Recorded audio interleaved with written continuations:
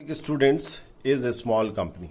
Now there are certain defined aspects under the company law as to what is to be called as a small company. So Ministry of Corporate Affairs, this is the ministry, this I have already briefed you in the class. This all the company's affairs are taken care of by Ministry of Corporate Affairs. Whatever rules, regulation relating to the regulation of the company is taken and the amendment made in the Companies Act are made. It is all made by MCA, that is Ministry of Corporate Affairs. So they have defined the concept as small company in the Companies Act 2013 under section 2 subsection 85 of the Companies Act 2013. A small company means a company other than a public company that satisfied either of the following condition. यानी कि public company के अलावा हर वो company जो कि following condition को fulfil करती हो, right. So it is saying paid up capital which does not exceed कितना 50 लाख, यानी कि कंपनी का पेड अप कैपिटल 50 लाख के अंदर होना चाहिए, पहली बात. और दूसरा है टर्नओवर, यानी कि जो बिजनेस का टर्नओवर है of which as per the last profit and account does not exceed 2 crore, यानी कि उसका टर्नओवर 2 करोड़ रुपए सालाना से ज्यादा नहीं होना चाहिए. This is the mandate. Providing that nothing in this clause shall apply to a holding और सब्सिडी कंपनी. ठीक है, ये इन पे अप्लाई नहीं होगा. उसके बाद a company registered under section 8-9 with charitable objectives, ये जो कंपनीज होती हैं चैरिटेबल ऑब्जेक्टिव, इन पे लागू नहीं होगा. उसके बाद अ कंपनी और body corporate govern by any special act, उस पर भी लागू नहीं होगा. किसी भी स्पेशल एक्ट में अगर उसका गठन हुआ है, जैसे कि special act of the parliament से कंपनी आरबीआई और ये सब, उन पे लागू नहीं होगा.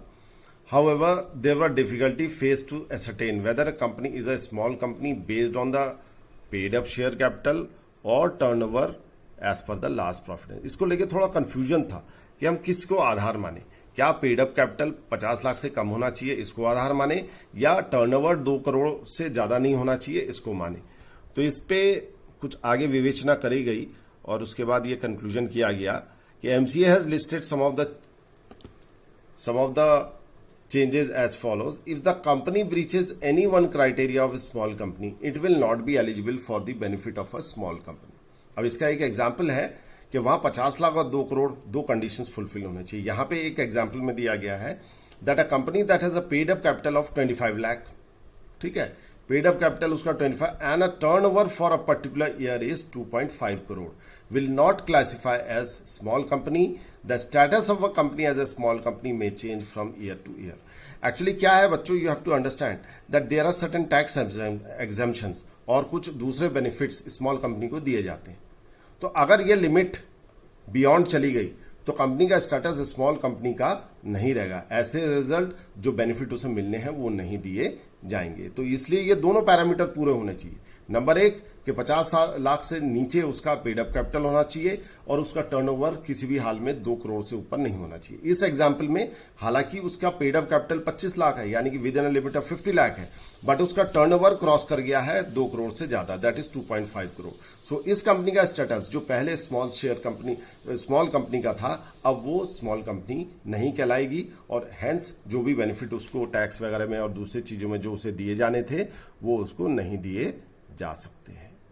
तो आगे यह है, in order to overcome these difficulty MCA pass an order, company removal of difficulties order 2015 में, to amend the definition of small company whose paid up capital does not exceed 50 lakh and turnover as per last profit and loss account does not exceed rupees 2 crore. पिछले profit and loss account में उसका जो turnover है वो 2 करोड़ से ज्यादा नहीं होना चाहिए. तो इसी पैरामीटर को माना गया.